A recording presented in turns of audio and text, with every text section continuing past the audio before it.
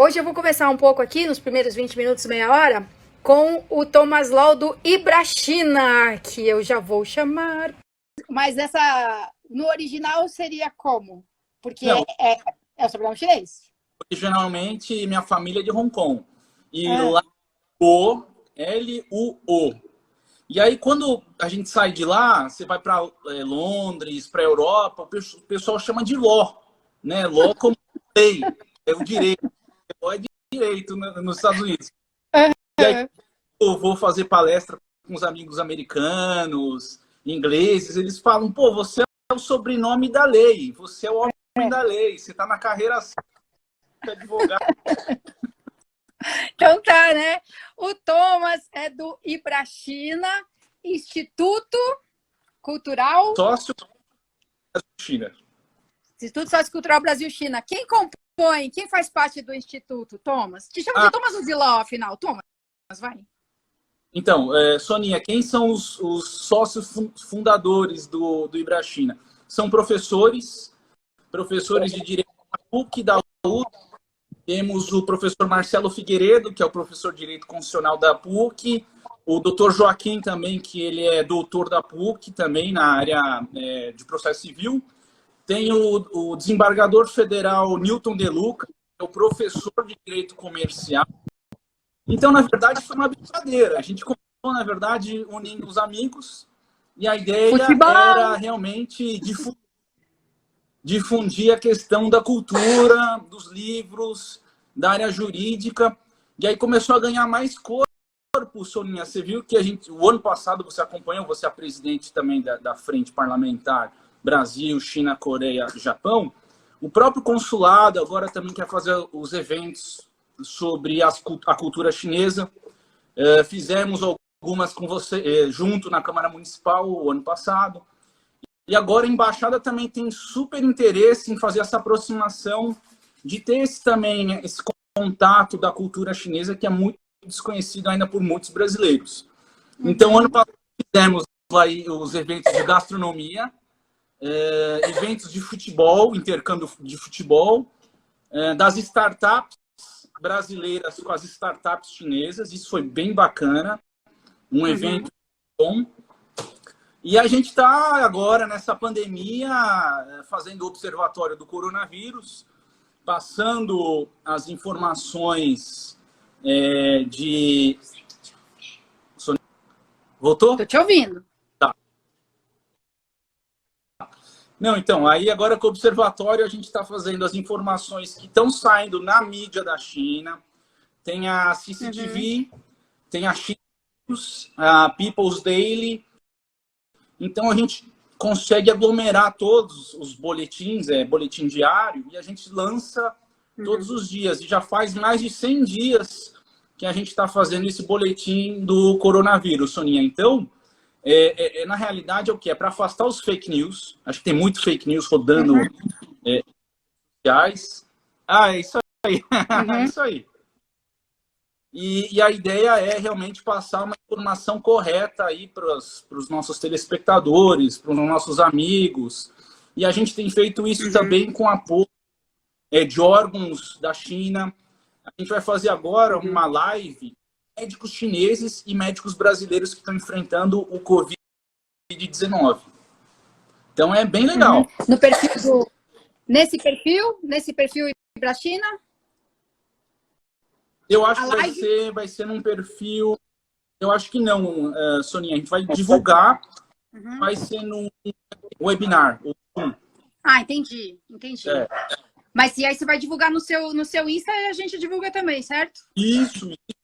Porque, assim, tem professores da Universidade de Tsinghua, de Pequim, que eles nos procuraram para saber o avanço, como é que está a situação no Brasil do coronavírus. A gente fez um relatório, o nosso instituto fez um relatório da situação sanitária brasileira, e aí dado para entes públicos da China, e eles vão nos ajudar com alguns equipamentos, inclusive de doações. Soninha. Eu queria enfatizar hoje a importância da relação diplomática Brasil-China. Eu acho que muito bem esse trabalho também na esfera municipal é o Luiz Álvaro Salles Aguiar, Menezes, Uhum. internacionais aqui da Prefeitura de São Paulo, Soninha. Por quê? Xangai é a cidade irmã de São Paulo. Uhum. Fizeram uma doação para a cidade de São Paulo de 50 mil máscaras e Uhum. 1.000 uniformes. Isso 1.000 uniformes. E agora também, esta semana, semana passada, Shenzhen, cidade próxima de Hong Kong, é uma cidade inteligente, né, onde tem todas as... Eles chamam de Silicon Valley da China. Uhum. E é super sustentável, né? Ela é As inteligentes. veículos elétricos, piso permeável para todo lado. Não, trem-bala para todo lado, tem tudo lá, Soninha. E aí eles também fizeram uma doação para São Paulo de 30 mil máscaras, agora, essa semana. Uhum. E o Banco da China também doou 50 mil máscaras e 1.000 uniformes para proteção do Covid-19 para a Prefeitura de São Paulo. Uhum. E aí, pela articulação que o Mandetta fez através do Ministério da Saúde... Saudoso Mandetta. Exato, ele fez um trabalho junto ao embaixador da China, né? Eu tive contato nesse inteirinho com a embaixada, e eles entregaram já mais de 2 toneladas de materiais médicos. Chegou ontem no aeroporto de Guarulhos e vai ser distribuído aí para alguns estados do Brasil. Então, assim, eu acho que é importante essa cooperação internacional. Uhum. Quanto mais parceria o Brasil, a cidade de São Paulo tiver com outros países e tiver essa ajuda, eu acho que é super bem-vindo. Você vê, eu fiz um relatório através do nosso instituto, Soninha, e eles vão fazer uma doação também de mais de 10 mil máscaras para o nosso instituto com Coreia, para a gente fazer essa entrega dessas doações que estão sendo bem recebidas pelo nosso instituto, Soninha. Legal. Deixa eu contar uma coisa. A gente tem, né, essa frente parlamentar, a que o Thomas se referiu, Frente Parlamentar de Integração Política e Cultural, Brasil, China, Coreia e Japão. Falei, é isso? E o Thomas, ele tem uma capacidade de articulação tão incrível que ele vem, né, assim, participa, é criador de um instituto cultural ligado à comunidade chinesa, instituições chinesas, mas ele ajudou a construir essa frente com Coreia e Japão juntos. Aí, quando a gente fez o evento de instalação da frente parlamentar, tem gente que falou assim, isso não vai dar certo, cara, não é possível. Alguém não vai. Alguém vai falar. Viu, Soninha? Até o cônsul da China falou, mas eu nunca vi isso em nenhum lugar do mundo. Como é que você consegue juntar todos esses grupos? E os outros também. E o cônsul da Coreia e do Japão dizendo a mesma coisa. Tipo, pô, legal. É como vocês fazem. Soninha, você vê, até hoje ontem eu falei com uma amiga minha coreana que está ajudando também, quer fazer algumas doações. Então você vai articulando o mundo. Claro. A comunidade chinesa do Brasil, por exemplo, está ajudando a entregar refeições para os médicos, para os enfermeiros, para o INCOR, para o Hospital das Clínicas. Então, assim, eu acho que quanto mais a gente consegue agregar numa situação de dificuldade, de pandemia, eu sei que está todo mundo passando por uma dificuldade muito grande, mas eu acho que para passar toda essa crise, Soninha, eu acho que é a união, os amigos, o Ronaldo, o Cezinha, você vê que estão todos bem engajados para ajudar, entendeu? Eu acho que esse é o espírito. Nós, como seres humanos, vamos sair melhor desta crise, até pensando mais na questão da união, pensando mais na questão de família, de solidariedade com as pessoas, de ajuda humanitária. Eu tenho um amigo meu, seguidor do Ibrachina, que é o tio Buzina. Tio Buzina é um palhaço, Soninha, amigo nosso. Eu não sei Legal. se ele está na live, mas ele faz os trabalhos sociais, ele visita as pessoas que estão nos hospitais para ajudar. Meu filho está aqui, o Arthur. Vem aqui. Oi, Arthur. Oi? Então, o tio Buzina é uma pessoa que nos ajuda muito. Fora isso, Soninha, você conhece o trabalho do projeto social também dos meninos e das meninas do futebol. O Celton, o Rogério, o Júnior, que treina os meninos, agora ele está treinando os meninos até de forma virtual. Ele manda os exercícios e aí cada um treina em casa e ele fica supervisionando o exercício de casa. Uhum. Mas tem que se adaptar mesmo a essa dificuldade, né? Agora, vocês conseguem oferecer algum apoio para os muitos comerciantes chineses que estão com as atividades interrompidas aqui? O pessoal está passando um apuro grande, porque é comércio de rua em grande medida, né? Na verdade, Soninha, o que está acontecendo? Como o comércio está parado, agora, recentemente, hoje, inclusive, o Bolsonaro saiu com uma lei nova para ajuda das pequenas e médias empresas, né? Um aporte financeiro. Mas eu acho que o que os pequenos e médios empresários estão pensando, Soninha? Não ficar doente, saúde em primeiro lugar, só que, assim, tem a questão dos funcionários, tem a questão do giro de comércio, tem a questão da mercadoria. Então, assim, tudo afeta. Não dá para a gente pensar em uma coisa só. Eu acho que esse plano de retomada da economia vai ter que ser pensado urgentemente, né, nessas 2, 3 semanas. E eu estou na Europa. Na Europa, agora, o comércio vai abrir, mas com todas as cautelas. Na China, já abriu. A China, por exemplo, eu tenho um amigo que vai para os restaurantes, ele fica a 2 mesas de distância das outras pessoas. Só que na China é ainda mais tranquilo porque eles conseguem pagar online, né? Pelo celular, você não tem um contato ainda físico com dinheiro. Monitorados, se você tiver com coronavírus, por exemplo, você tem lá o QR Code no celular. Se você tiver lá o QR Code verde, você pode circular em qualquer lugar. Quem tiver o QR Code laranja ou vermelho já não pode estar restrito a andar. Então, isso muito um monitoramento do governo, só que aí tem também aquela questão da privacidade do indivíduo, né? Tem dois lados da moeda. E shopping centers lá em Pequim, Xangai, Shenzhen, estão todos abertos, Soninha. Mas assim, por exemplo, você vai entrar no shopping, tem uma câmera que mede a temperatura. Então, quem está entrando no estabelecimento comercial tem uma câmera lá vendo se a temperatura tá para cima ou tá para baixo, se tiver febre ou não. Você entra, você pisa num tapete e esse tapete desinfeta lá o tênis, o sapato. Isso também ajuda na hora de entrada. Tem as cabines também de desinfecção. Quando você sobe os elevadores, você pode, assim, são poucas pessoas nos elevadores. Escada rolante, você tem ainda 2 ou 3 degraus que você pode entrar depois do próximo da pessoa. Então, assim, você tem uma convivência e uso obrigatório das máscaras. Você está convivendo num novo normal. Um novo normal. E isso já é uma realidade. Já retomou o mercado, a abertura do comércio. As pessoas estão fazendo então elas saíram assim... As mulheres, eu não vou comprar bolsa e sapato, vou comprar livro. Então, não, e os homens, eu sei que, lógico, nessa quarentena também na China, Soninha, até tivemos uma live semana passada para falar de como é que tem que passar a quarentena, um psicólogo falando, o Sérgio comentando, dando a opinião dele.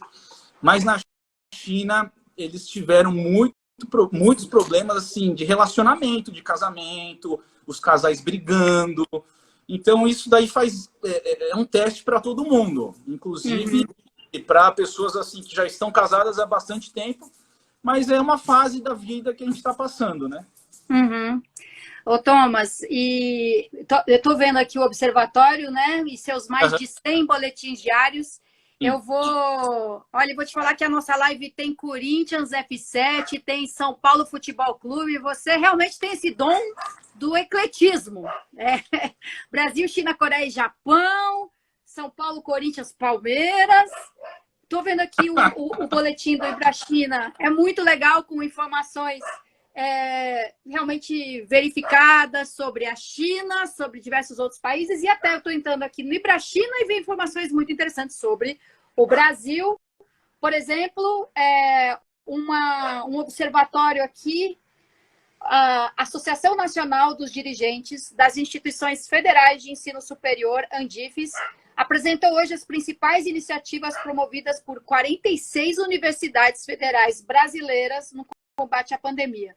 Segundo a entidade, 823 pesquisas estão em andamento para mapear o novo coronavírus e encontrar uma vacina, além de outras iniciativas, respiradores, né, mais baratos e tal. Então, essa notícia já tem alguns dias, mas é só um exemplo de como no Observatório do Coronavírus do Ibrachina, a gente descobre coisas até a respeito da gente mesmo, muito legal. E eu adoro essas plataformas que agregam, que juntam as notícias, porque a gente desenlouquece um pouco também, né? Você quer ajudar? Você tem plataformas, né? Estou assim, enlouquecendo. Ontem eu fiquei muito feliz, porque eu vi o discurso, inclusive, do presidente da China, falando sobre a questão da vacina, e que a vacina, ao ser descoberta, ele mais ou menos indicou que seria um bem da humanidade. A descobrir a vacina vai ser um bem da humanidade. Na minha opinião, até como presidente do Ibrachina, pelas relações que tem com o consulado e embaixada, eu acho que a China agora está super avançado nessa pesquisa de vacina.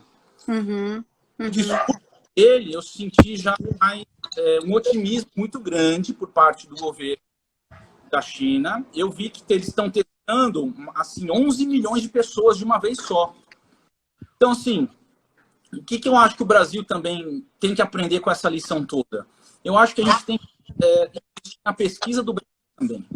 Eu sei que na USP eles inventaram os respiradores. Você tem respirador para os hospitais, R$3.000. Eu acho que está tendo um gasto muito grande na compra de respiradores, mesmo fora do Brasil, em outros países como a China, que eu acho que esses valores estão acima do valor do mercado, Soninha. Então, sim, sendo bem sincero, eu acho que tem que pensar na produção brasileira, porque a gente tem pessoas aqui muito criativas. A gente tem pesquisadores muito bons no Brasil. E falta isso. Falta olhar para dentro do Brasil como matéria-prima e desenvolver esse trabalho dentro do Brasil. Caio. O Ronaldo está dizendo, respirador da USP máximo R$3.000. Além do que, Thomas, o que a gente viu de labs de fundo de quintal, oficinas de universidades e outras, consertando respirador que a gente tinha nos hospitais quebrados. Às vezes a gente tem muito isso. Você precisaria até de um tomógrafo novo, até porque tem um avanço muito grande na tecnologia. Mas aí você tem um tomógrafo parado por causa de um parafuso, né? Como você tinha aqui, respiradores quebrados. Meu Deus do céu, agora que a gente precisou de respirador, foi consertar os respiradores que estavam lá jogados em algum depósito. Isso é muito, muito típico nosso, infelizmente. E outra coisa que eu acho que é importante, inclusive, de repente, a COSBAN. A COSBAN foi a comissão de alto nível Brasil e China.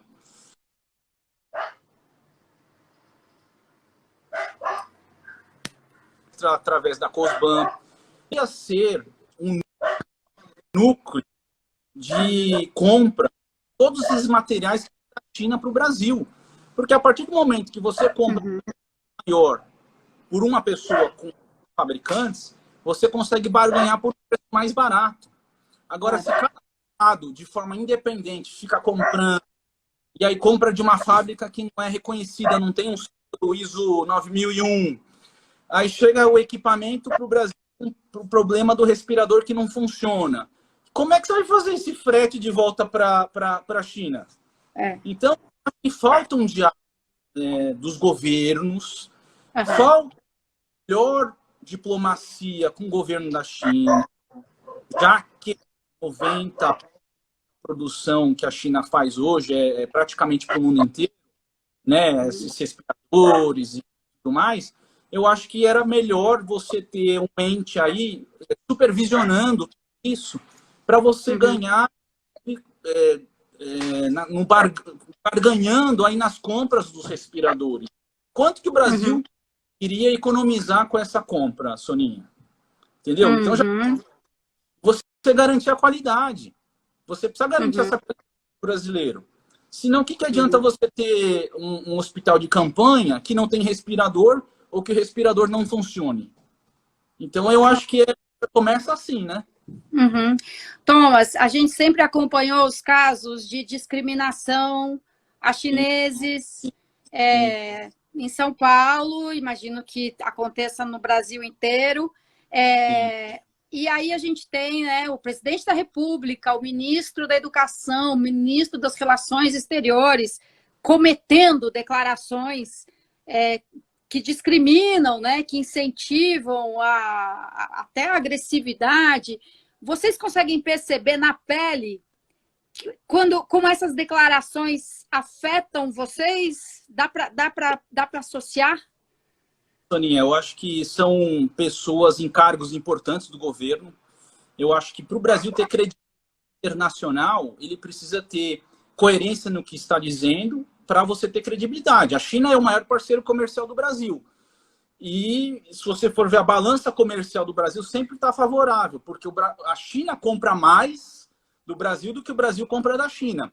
Então, assim, eu acho que para você tratar um parceiro comercial e falar besteira, palavras racistas, você sendo um ministro da educação, eu acho que o peso é muito grande, Soninha. O peso... E eu também não eu vi que a diplomacia chinesa, o embaixador da China deu uma resposta muito rígida, né? Você vê que a resposta dele foi assim, essa relação Brasil-China já tem mais de 45 anos dessas relações diplomáticas. E o Brasil tem tudo isso. Eu não acho que a China... Eu acho que o Brasil tem que pensar de forma pragmática. Vamos receber investimentos americanos? Vamos. Vamos receber investimentos chineses? Vamos. Eu acho que você tem que estar aberto para tudo. E não escolher um ou outro. Eu acho que esse mundo que estamos vivendo na atualidade, essa briga entre China e Estados Unidos, pode ser influenciado todos os países. Mas eu acho que, de forma pragmática, em número, em que as assistências que os países podem fazer em conjunto, que o Brasil pode ganhar. Eu recebi muito no Ibrachina, Soninha, muitos comentários racistas depois que começou essa pandemia e tudo mais. Mas, por outro lado, a gente também tem recebido assim, mensagens de amigos, de apoio, de solidaridade. Né? Saiu da China, tal, culpa da China, porque não controlou a pandemia. Propósito, sabe? Mas morreu tanta gente na China, o PIB da China caiu 6%. Você acha que ninguém quer isso? Ninguém quer isso. E a China, hoje, depende também do comércio internacional. Então, imagina, eu acho que eles querem fazer esse multilateralismo. Claro. E essa a China e Estados Unidos, você vê o Trump no comecinho e falou, não, a China está fazendo um belíssimo trabalho, está controlando, eu apoio o presidente da China. Só que aí, como o negócio ficou descontrolado nos Estados Unidos, ele precisou colocar a culpa na China. E agora na OMS. Quando a OMS já fazia alertas que ele não seguia, aí ele vem dizer que a OMS demorou. Exato. Aí você pega o Brasil e é o mesmo discurso que o Bolsonaro quer dar. A culpa é da China, a culpa é da China. E aí fica essa briga. Mas, do ponto de vista pragmático, Soninha, eu acho que tem tudo para somar. O Brasil, com os BRICS, Rússia, Índia, África do Sul, são grandes países que o Brasil pode também aí fazer uma aliança muito importante. Então, eu acho que depois, durante essa pandemia, a gente está vendo que tem muitas empresas chinesas ajudando, estão me ajudando também, Sonia, eu tenho que ser sincero, eu tenho que agradecer essas empresas. O XMG também, um banco no qual eles participaram do nosso evento no Ano Novo Chinês, eles também vão ter ações. A comunidade chinesa está ajudando, a segunda, terceira geração dos chineses nascidos no Brasil também estão a favor de ajudar, com pouca coisa, mas você vê a união de todos é que vai fazer a diferença para a gente passar essa turbulência. Várias pessoas comentando aqui como xenofobia e racismo são injustificáveis sob qualquer aspecto. Quer dizer, eu acho, não é nem porque o Brasil é um grande parceiro comercial da China e a gente precisa da China como fornecedor e como consumidor de produtos nossos, investidor aqui.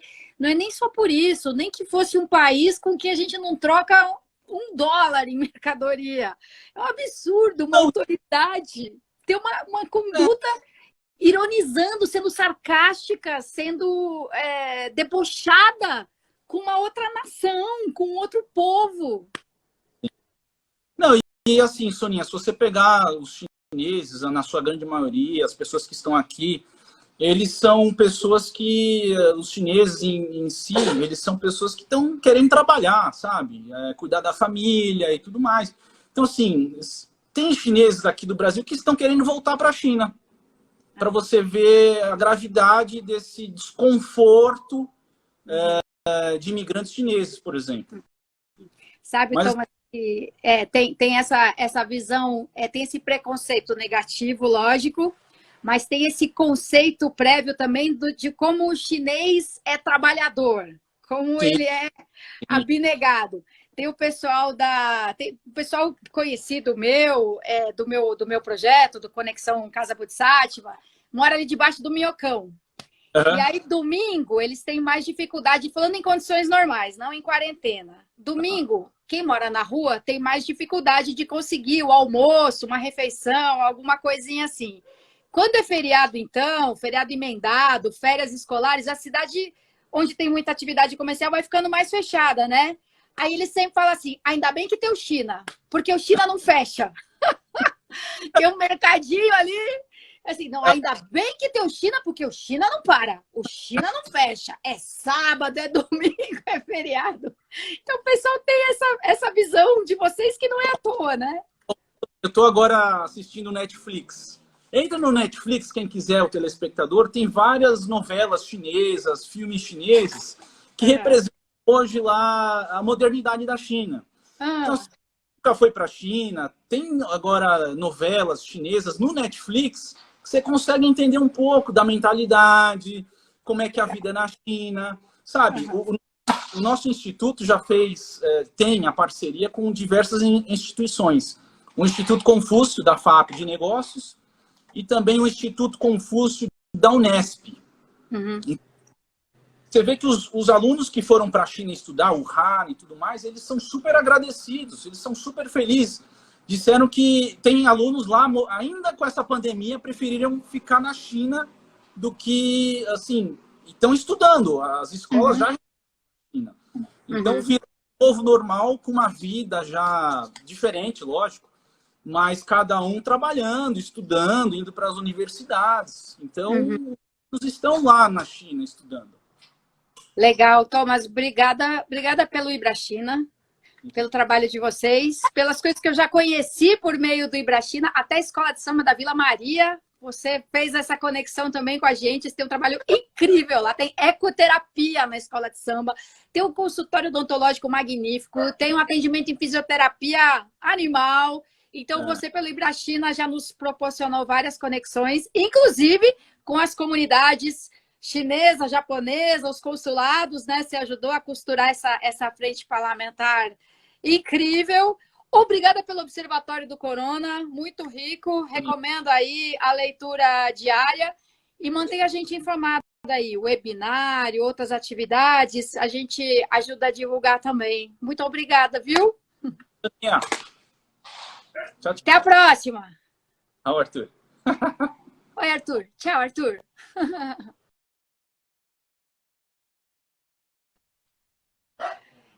Muito bem. Ó, HTTP Willy, falando que na Netflix tem uma diversidade de novelas chinesas de época, atuais. Pô, o cinema chinês é um capítulo importante na faculdade de cinema, né? A linguagem muito, muito peculiar. Olha a Márcia Aguiar aqui. Márcia, depois eu vou falar lá do pedido de apoio, de ajuda ao hospital, à maternidade do Hospital Universitário da USP. Digital da Rua, eu vou ver esse desafio aí no Recovid. Hoje, na primeira, a gente falou com o Thomas Lau, do Ibrachina, Instituto de Integração Cultural Brasil e China, HU, isso. Se não for esse o nome por extenso, daqui a pouco o César me corrige, mas vamos lá, alguns comentários do cenário nacional. Eu vi à tarde que o Senado estava votando o adiamento do Enem, e faz tempo que está me incomodando esse negócio do Enem. Tem uma propaganda do Enem na televisão que diz assim: a gente vai precisar de médicos, de engenheiros, de cientistas. Você acha certo perder uma geração inteira de novos profissionais? Não, tem que ter Enem esse ano. Cara, é um golpe tão baixo, absurdo. Quer dizer, se você adiar a prova do Enem deste ano, você vai perder uma geração de novos médicos, cientistas, engenheiros e o caramba. É de uma desonestidade, assim, o mundo está adiando tudo, cara. E tem que adiar. Eu sou a favor de adiar as eleições desse ano. Eu acho um absurdo a gente se desdobrando e cavando recursos de onde tem, de onde não tem, e precisando olhar para as pessoas e dar um alívio na cobrança de impostos. Ao mesmo tempo, a gente precisa aliviar a cobrança de impostos, a gente precisa de mais recurso para acudir as pessoas de diversas maneiras. Aí você vai fazer campanha eleitoral e eleição em outubro. Aí tem gente que diz assim, não, é golpe para prorrogar os mandatos. Não, gente, pelo amor de Deus, tem a menor condição de fazer uma eleição agora. Se adiar para dezembro, já é o mínimo que tem que fazer. Adiar para dezembro e talvez adiar a posse em 3 meses. 3 meses de prorrogação dos atuais mandatos não vai ser um golpe contra as instituições, mas enfim, estão achando que é oportunismo. Não, pelo amor de Deus. Então, assim, tem que adiar, teve que adiar as Olimpíadas, tem que adiar as eleições, eu defendo isso. Tem que adiar o Enem. Cara, o calendário escolar tá de ponta cabeça, pelo amor de Deus. Não, uma geração perdida, para com isso. Pulando aqui para os assuntos municipais, ontem eu comentei de passagem, adia Enem, hashtag adia Enem, Rafael. Bom, ontem eu comentei de passagem, teve uma entrevista do Gilmar Tato. Eu escrevi Jair Tato no meu caderninho. O Jair Tato é meu colega vereador querido. Amo o Jair Tato. Ele foi presidente da Comissão de Finanças e Orçamento. Tá super sensato, equilibrado, justo. Adoro ele. Já o Gilmar Tato, não tanto. O Gilmar Tato foi 2 vezes secretário de Transportes em São Paulo. Tive meus embates assim, com ele, meus confrontos, por exemplo, em torno da questão toda das ciclovias. Ele foi o defensor de fazer assim, sai fazendo sem planejar porra nenhuma e foda-se. Ficaram fazendo plano demais e nunca fizeram nada. Agora tá cheio de plano nas gavetas. Não tem que ter plano, vamos sair fazendo. Tipo, oi, você tem plano nas gavetas, você desengaveta os planos, vê se eles ainda são válidos e executa. Mas não, ele defendeu, assim, literalmente, numa audiência pública. Não, a gente sai fazendo, não tem que discutir muito não tem que dialogar. Você acha que tem diálogo com o automóvel? O automóvel não quer diálogo com ninguém. Então a gente sai fazendo e depois, se fizer errado, a gente desfaz e faz de novo. Eu achei o fim da picada, custa fazer direito, né? Bom, enfim, acabou gerando tanta controvérsia. Tinha gente que era indiferente à bicicleta, que passou a ter raiva de bicicleta, porque o processo foi todo tão mal conduzido.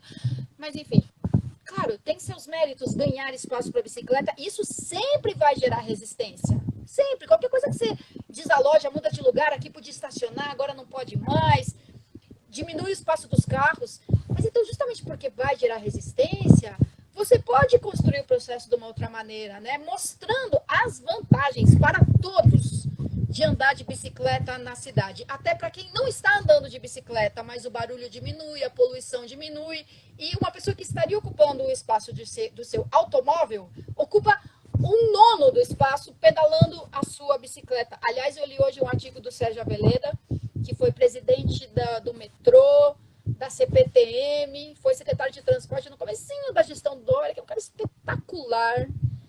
E ele fez um artigo falando de Curitiba, os corredores de ônibus, né, que são um modelo pioneiro, assim, super arrojado do que hoje a gente chama, né, de BRT. Os corredores tomados de pedestres e ciclistas, e ele fala assim, as cidades são organismos vivos, dinâmica. Claro que não vai ficar assim, mas falta esse espaço. E aí ele diz que Paris e acho que Londres estão desenvolvendo planos super arrojados de investimento em sistemas para mobilidade por bicicleta, que não são só a ciclovia, a via segregada. Você tem que ter uma série de estruturas de apoio, sinalização, postos para pegar bicicletas compartilhadas, para estacionar as bicicletas de forma segura, apoio em caso de problemas. Nos 80, fundamos o Night Bikers. Estava há 20 anos fora de São Paulo, voltei por 3 meses no final do ano e amei a ciclovia. Sim, tem que ter ciclovia. Ju Pisci, que estava com a gente desde a live com o Tomás Lau, falando que o exame da OAB já adiaram 2 vezes. Porra. E alguém falou que tinha tapado o áudio. E agora? Voltou? Acho que sim, ninguém mais falou nada. Bom, entrevista do Gilmar Tato. Gilmar Tato deu uma entrevista anteontem na Folha de São Paulo. E assim, eu queria ser jornalista para fazer perguntas, sabe? Porque o Tato, ele falou muitas coisas impossíveis. Não é nem assim difíceis de realizar. Impossíveis. Ele diz, por exemplo, que tarifa zero é uma coisa que tem que ser, que ele vai implantar, se ele for prefeito de São Paulo, que ele vai implantar gradualmente. Por exemplo, começa no fim de semana e na segunda-feira, para quem está indo procurar emprego.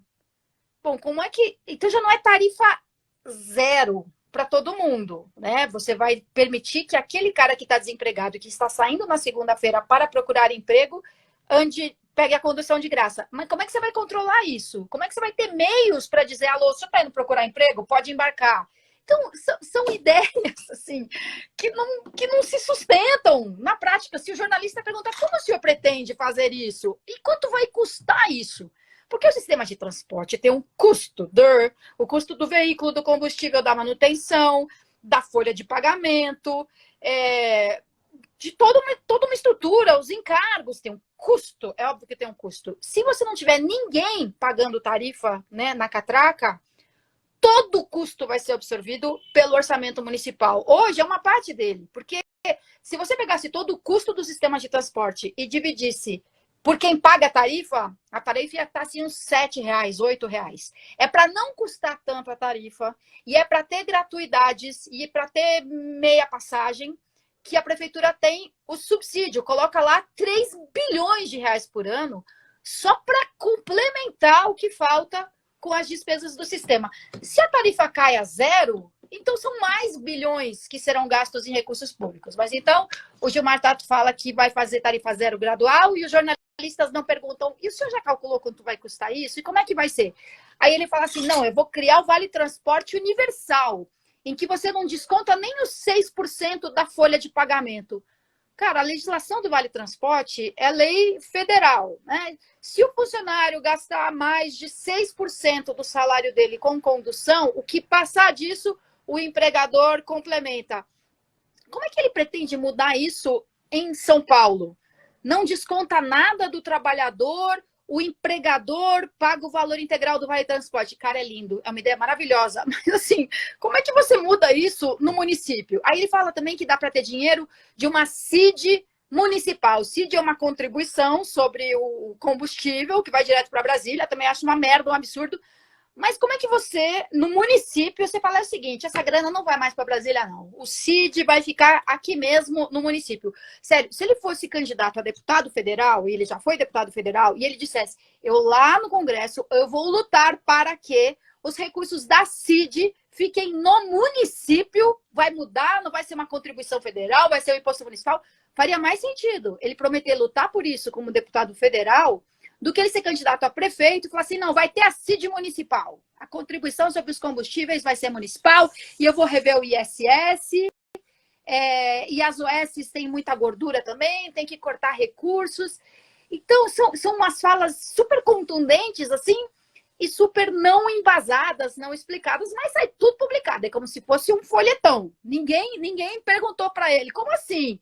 Aí ele fala também assim, eu vou suspender as privatizações. Era só perguntar, que privatizações? Porque privatizações em curso tem muito poucas. O que tem são processos de concessão, tipo o Pacaembu. O Pacaembu não foi privatizado. O Pacaembu é nosso, é do município, é da população de São Paulo. Só que nos próximos 20 anos, uma empresa vai se encarregar do Pacaembu. Vai modernizar, reformar, cuidar da manutenção, da organização dos eventos, das atividades, e vai pagar uma grana para a prefeitura por isso. E quando terminar a concessão, o estádio não é nem que volta para a gente, volta para os nossos cuidados, mas ele continua sendo nosso, nunca deixou de ser, e todas as benfeitorias executadas passam a integrar o nosso patrimônio. Então, isso é concessão, não é privatização.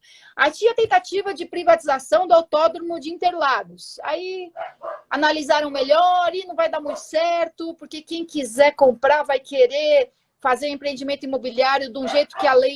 Bom, concluíram, tá bom, não vamos privatizar Interlagos, mas não vamos ficar mantendo um autódromo. Faz uma concessão, então. Alguém se encarrega lá do autódromo. Então, assim, repito, privatização mesmo não tem quase nada. Aí ele fala, a dilapidação do patrimônio público. Bom, a gente descobre que o município tem uns patrimônios que você fala, meu Deus do céu, para que tem esse negócio? Tem um apartamento na esquina da Consolação com a Avenida Paulista, um apartamento que pertence ao município. Dá para fazer o quê num apartamento? Então, de tempos em tempos, o executivo manda uma lista de imóveis para a Câmara Municipal e pede a permissão do Legislativo para alienar aquele patrimônio. Quer dizer, aí sim, é vender, é passar para outra pessoa e ficar com o dinheiro para investir no que realmente interessa. Então, quando ele fala assim, não, vou acabar com as privatizações, daí era perguntar assim, como, por exemplo, entendeu? O Parque de Ibirapuera não foi privatizado, ele é nosso, ele é público e ele vai ser administrado por um tempo por uma concessionária. Curiosamente, o Gilmar Tato era secretário de transporte quando foi lançada uma proposta de concessão dos terminais de ônibus, exatamente para que alguém modernize, administre o terminal e possa colocar, por exemplo, um shopping center em cima do terminal e obter alguma receita com isso. E aí, talvez, além de poder montar um shopping center, ele seja obrigado a criar uma creche no terminal. Era prefeito, tinha uma proposta de concessão dos terminais de ônibus. Concessão é isso que no vocabulário de oposição se chama de privatização. E são coisas diferentes. Privatização foi da telefonia. Agora a telefonia é Oi, Claro, Vivo, TIM, não sei o quê. Não é mais do governo. Antes era estatal e agora não é mais. Agora, concessão é outra história. Oi, F. Cavalheiro Oficial. Prazer vê-lo aqui.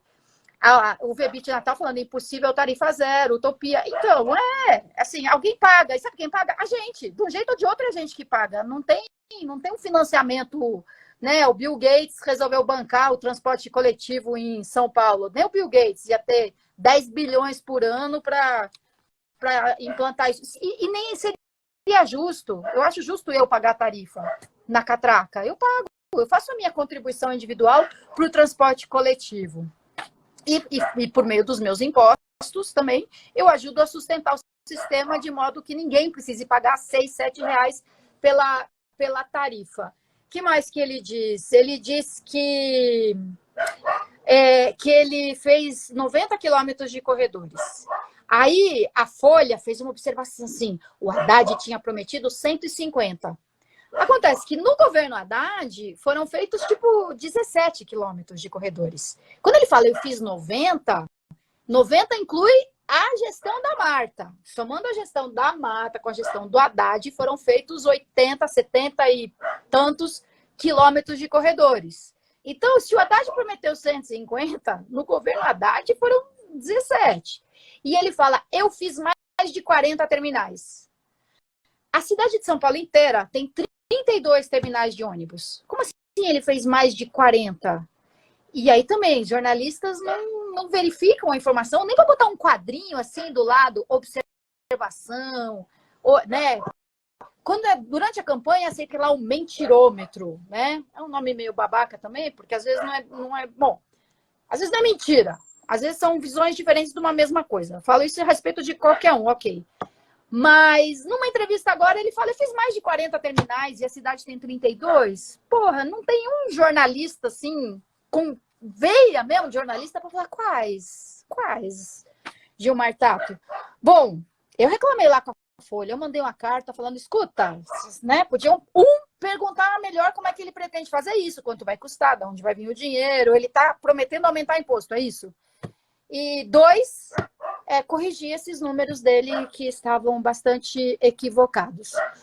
Bom, vamos passar a falar de notícias. Isso é comentário, ainda era comentário. Agora, notícias da Câmara Municipal de São Paulo. Hoje teve Colégio de Líderes e o grande assunto do Colégio de Líderes foi a votação de um projeto que prevê etapas para a volta das atividades ao normal, do fim da quarentena. Estou descendo porque o meu cachorro entrou no modo latir sem parar.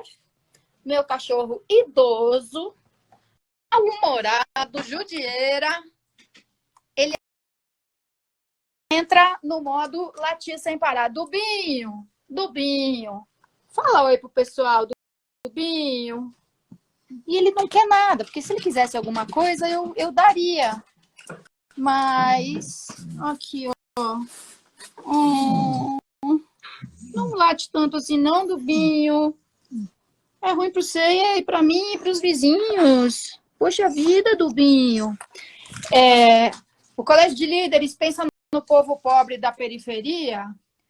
Você pode acreditar que não, mas pensa. O que é o Colégio de Líderes? São os líderes dos partidos com representação na Câmara Municipal que se reúnem uma vez por semana para discutir, debater, tentar chegar num acordo sobre quais projetos serão votados nas sessões plenárias seguintes. E tem muita gente lá preocupada com o povo pobre da periferia. Não quer dizer que a gente tome as melhores decisões, tenha resposta para tudo, mas pensa assim, viu? Pensa no projeto de saúde, de assistência social. Está todo mundo muito preocupado com o acesso à comida. Tipo, como é que faz? Aliás, é uma coisa que o Gilmar Tato defende assim, tem que ter uma distribuição de cesta básica para todos. Cara, cesta básica para todos, se a gente distribuir cesta básica para todos, seria, incrível. Só que não ia ter dinheiro para mais nada, só para distribuir a cesta básica. E olha que a prefeitura está distribuindo literalmente 100 vezes mais cestas básicas do que em condições normais. Normalmente a assistência social distribui 2.500 cestas básicas por mês. É pouco, precisaria ter mais do que isso. E agora a prefeitura no mês já distribuiu 250 mil cestas básicas por meio de recursos públicos e também de mobilização da sociedade, de uma arrecadação centralizada com apoio logístico da Cruz Vermelha e a participação de entidades muito ligadas à população mais pobre para fazer chegar onde o cadastro da prefeitura não chegou, onde as pessoas não têm RG, CPF, não têm nem certidão de nascimento. Então, tem muitos movimentos populares muito sérios, nem um pouco ligados a esse governo, muito pelo contrário, mas que estão juntos ali ajudando a identificar a família de ocupação, família de cortiço, família da quebrada lá mais profunda, igrejas que têm atuação, às vezes você vai num lugar que só sobrou bar, o bandido e a igreja. Fala, ainda bem que tem uma igreja aqui. Então, sim, Colégio de Líderes, vereadores pensam, sim, nas pessoas mais pobres e principalmente agora. E o grande assunto do colégio, ai meu Deus, um dia eu caio dessa cadeira e eu vou ganhar muitos likes. Onde consigo informações sobre esse Colégio de Líderes? Então, ele está sendo transmitido ao vivo pela internet, como todas as outras reuniões da Câmara Municipal, das reuniões de vereadores da Câmara Municipal. Então, eu mesma, eu não sou líder, hein? E depois que os líderes falam, quem não é líder também tem direito à palavra. Mas agora, ele está restringindo a fala aos líderes presentes mesmo. O líder do Cidadania é o Cláudio Fonseca, eu fico aqui no Zap com ele. Cláudio, pergunta isso, fala aquilo. Mas todo mundo pode assistir. Eu assisti a reunião do Colégio de Líderes pelo Facebook. Então, o grande assunto do Colégio de Líderes, aliás, tem todos esses novos, como é que faz para chegar à cesta básica, para ter o dinheiro, para aliviar a cobrança de taxas, impostos, para as pessoas terem um fôlego. E hoje foi esse projeto sobre a retomada. Aquilo até que o ministro da Saúde, o Taichi, tentou estabelecer e o Bolsonaro, cagou para ele. Não quero saber de critérios técnicos, quero que libere tudo e pronto. Mas que a prefeitura, o governo do Rio Grande do Sul vem fazendo, a prefeitura de Porto Alegre, outros países do mundo, que é você ter um checklist, assim, uma lista de critérios. Quantos novos casos surgiram na última semana? Quantos óbitos? Qual é a taxa de ocupação dos leitos com respirador? Enfim, cálculos, dados, critérios para saber se pode ou não pode reabrir, se uma subprefeitura pode ter uma retomada diferente da outra, né? Aquela coisa da bandeira preta, verde, amarela, vermelha, azul. Então, essa foi a grande discussão, o conteúdo do projeto e a forma como a gente vai discutir esse projeto, porque até agora, pelo menos, vinha funcionando bem, uma outra aresta, assim, mas funcionando admiravelmente bem, a proposta da gente construir tudo coletivamente. Nesse cenário de quarentena, de pandemia, sabe que nem quando pega fogo na floresta, e aí a presa e o predador ficam juntos esperando o incêndio passar? A gente estava conseguindo fazer isso na Câmara Municipal até agora, assim, às vezes mais suave, às vezes menos, mas conseguindo aprovar projetos de lei que fossem de autoria dos...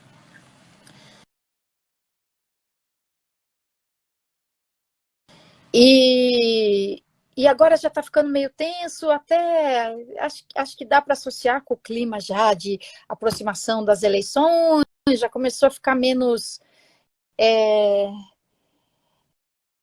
discussões assim, mas esse projeto vai ser de uma vereadora ou de um vereador, ou vai ser mais um projeto coletivo em que todos nós poderemos ser coautores? Então, o negócio ficou meio tenso ali.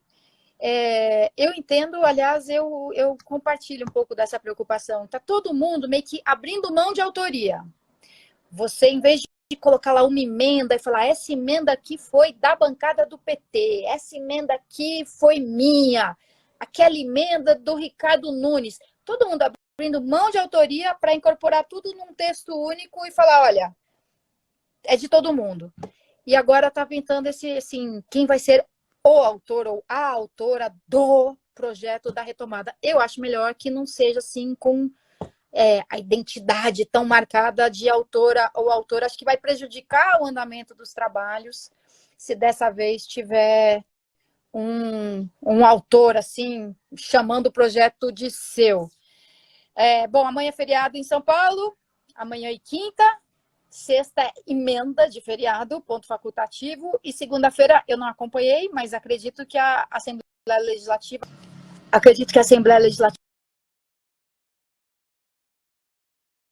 já deve ter aprovado a antecipação do feriado de 9 de julho para segunda-feira. Então, amanhã é o adiantamento do feriado de Corpus Christi, na quinta do feriado do Dia da Consciência Negra e segunda da Revolução Constitucionalista de 9 de julho, que é um feriado estadual.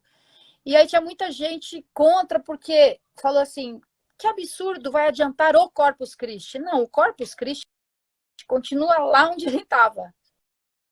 Mas não é mais feriado. O feriado, o comércio fechado, a indústria, as atividades interrompidas, coisa e tal, é que foi antecipado para hoje.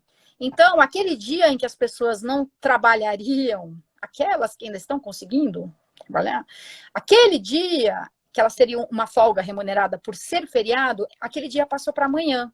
E o Corpus Christi continua lá onde ele estava. O Dia da Consciência Negra continua sendo 20 de novembro. O dia que aquilo continua sendo 20 de novembro, a semana do 20 de novembro, o mês de novembro.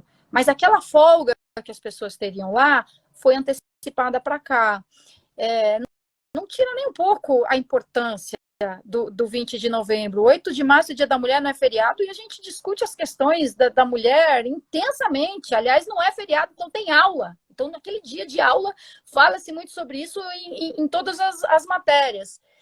E a mesma coisa no 9 de julho, assim, provavelmente o pessoal do movimento constitucionalista tá reclamando, tá magoado, mas assim, não, o 9 de julho também continua onde ele estava. A gente vai rememorar, celebrar, debater, mas afinal de contas era um golpe, não era? São Paulo era separatista, São Paulo queria se separar do resto do Brasil. Ótimo, vamos discutir isso tudo no 9 de julho e homenagear as pessoas que de coração deram o sangue para exigir uma Constituição e um governo rua. Mandou aqui várias vezes a dica. Tem um trabalho na Cracolândia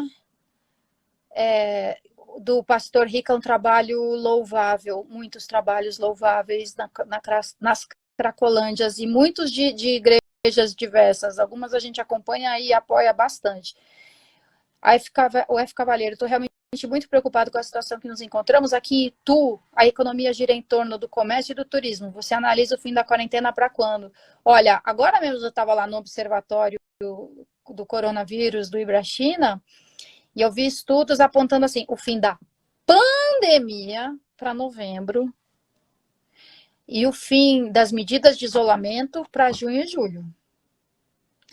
Agora é aquilo, se a gente conseguisse realmente fazer um isolamento para valer agora, você podia fazer mais curto, mas fica esse isolamento meia boca, as pessoas não aderem. Vamos ver se o feriado surte efeito, e surte o efeito, inclusive, de tornar dispensável o lockdown. Né? O feriado é mais uma tentativa de ver se a gente consegue manter as pessoas em casa, afastadas umas das outras, para não precisar recorrer ao lockdown, que assim, é uma medida super drástica. Cavalheiro. Fazer o quê, né? Sério.